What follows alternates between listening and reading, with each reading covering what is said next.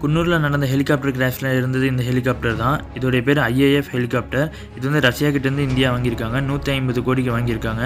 இதோடைய flying capacity பார்த்திங்கன்னா 250 km/h இந்த ஸ்பீடில் தான் பறக்கும். இதோடைய ஹைட்டோடைய ரேஞ்ச் பார்த்திங்கன்னா 18,000 அடி வரைக்கும் பறக்கும். இது 40 பேர் உட்காரக்கூடிய திறன் இருக்குது. அதுவும் இல்லாமல் டன் கணக்கில் இருக்கக்கூடிய வெயிட்டு கூட அசால்ட்டுக்கு தூக்கும். இந்த ஹெலிகாப்டர் சீஃப் ஜெனரல் இந்த மாதிரி ஹையர் ஆஃபீஸர் மட்டும்தான் அக்சஸ் பண்ணக்கூடிய அதிகாரம் இருக்குது.